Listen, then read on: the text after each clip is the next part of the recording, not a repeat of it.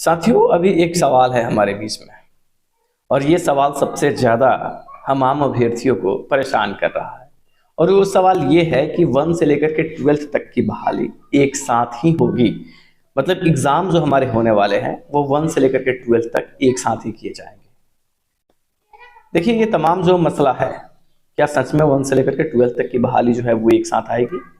इस बात में कितनी सच्चाई है और ये बात आई कहाँ से?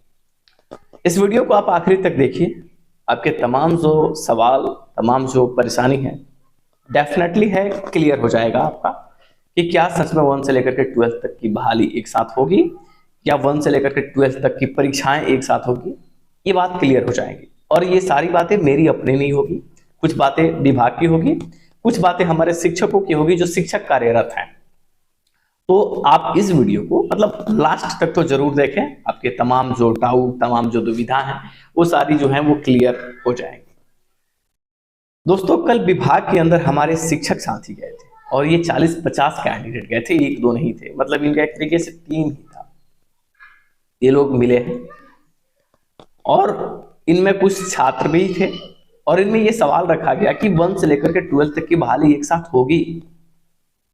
क्या 1 से लेकर के 12th तक की परीक्षाएं सरकार एक साथ ही लेने की तैयारी कर रही है? तो विभाग ने इस पे ये कहा कि 1 से लेकर 12th तक की परीक्षाएं हम एक साथ ही लेंगे। इस पे कोई क्लियर स्टैंड नहीं है, लेकिन एक स्टेटमेंट वहां आया कि माननीय मुख्यमंत्री जी कहीं ना कहीं चाहते हैं कि सभी लोगों की बहाली एक साथ हो और उन्होंने कहा कि क्या ये संभव है, क्या ये संभव है। यही बातें कल दिन में शिक्षक अभ्यर्थियों का शिक्षा विभाग के अधिकारियों के साथ हुआ कि क्या संभव है। तो इस पे क्लियर स्टैंड विभाग का नहीं था। जैसा कि हम पढ़ रहे हैं, जैसा कि हम ट्विटर पे, जैसा कि हम ग्रुप में, हम सारे जो रिटन फॉर्म में जो आपको दिख रहे हैं मैसेज, ऐसी बात नहीं है। अब बात को समझिए कि क्या सच में 1 से लेकर के 12th तक एक साथ परीक्षाएं होंगी। आपकी सारी दुविधाएं खत्म हो जाएगी। दोस्तों देखिए, लगभग 5 लाख टीचर 1 से लेकर के 12th तक, 4, 4.5 या 5 लाख के एग्जैक्ट डाटा मैं नहीं बता रहा हूं, इतने टीचर हैं। ये सारे टीचर अपेयर होने वाले हैं। बात को समझिए कि क्या 1 से 12th तक की एक साथ परीक्षाएं होंगी कि नहीं, क्लियर हो जाएगा। लगभग 1.5 लाख बच्चे आपको देखने को मिलेंगे, 1.5 से 2.25 लाख 1 से लेकर के 8 तक में अप्लाई करने वाले, और 1.25 लाख के समथिंग जो है वो कैंडिडेट आपको दिखाई देंगे 9 से लेकर के 12th तक। यानी 2 लाख प्राइमरी में मान के चलिए, 1.25 लाख मान के चलिए कि 9 से लेकर के 12th तक।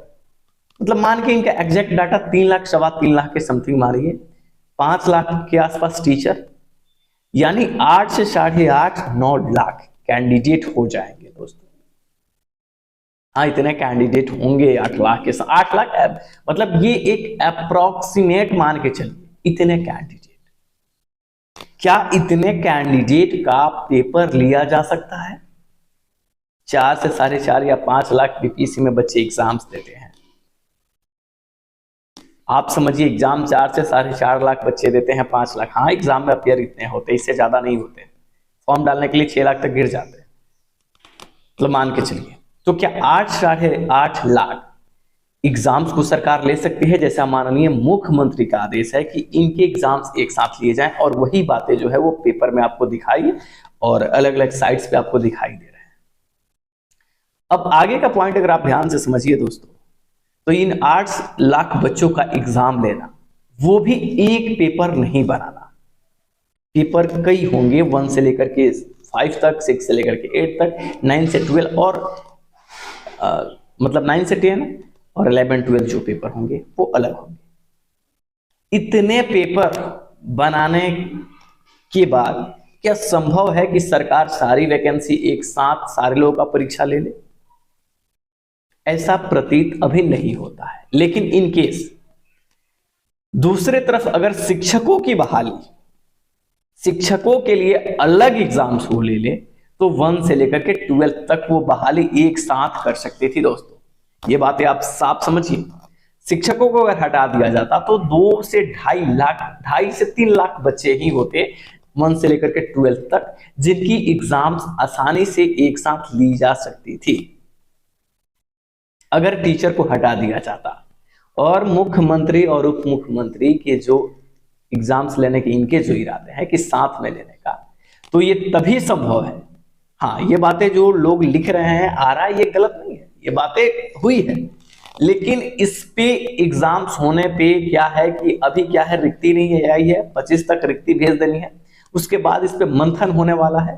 पूरे मंथन के बाद पता चलेगा कि सरकार एक साथ लेगी कि नहीं। लेकिन अगर टीचरों के एग्जाम आपके साथ ही होंगे तो मैक्सिमम पॉसिबिलिटी है कि पेपर एक साथ ना हो। जी हाँ, क्योंकि प्राइमरी में ही 7 लाख 6 लाख के समथिंग जो बच्चे होंगे वो होंगे टीचर के साथ। टीचर के लोगों को अगर इंक्लूड किया जाए तो ये डाटा होगा। तो अभी तक ये हालात बन रहे हैं कि सरकार अगर टीचरों को इंक्लूड करके एग्जाम ले तो आपके पूरे जो परीक्षाएं होंगी वो एक साथ संभव नहीं दिखती और बीपीएससी भी नहीं करा पाएगा। तो निश्चिंत रहें, अभी के जो हालात हैं आप टेंशन न लें, पेपर दोनों एक साथ नहीं होंगे, ऊपर से केस भी फाइल होंगे। हाँ, क्योंकि जो लड़के पेपर 1 में है वो पेपर 2 में भी है, तो उनका ये भी दावा होगा कि हमें पेपर 1 में भी मौका दिया जाए। अगर मेरा पेपर 2 में सिलेक्शन नहीं होता है तो पेपर 1 में हम अपेयर होंगे। तो ऐसे तमाम बहुत सारी दुविधाएं हैं। तो कुल मिलाकर के अभी जो इतना आप टेंशन में हो और इतना ज्यादा प्रॉब्लम है, तो ये चीजें नहीं होनी चाहिए। बस हमारे सोशल मीडिया प्लेटफॉर्म पे आके लोग क्या कह रहे हैं, किसके द्वारा क्या बोला जा रहा है, ये अपनी अपनी बात है, लेकिन स्पष्ट तरीके से यही बात है। कोई कुछ भी कहे कि 1 से लेकर के 12th तक पेपर लेने के प्रावधान जो है वो नकारात्मक है, ये प्रतीत नहीं होता कि एक साथ पेपर होगा। तो आप जो है इसको लेकर के टेंशन में तो बिल्कुल ही मत रहिए।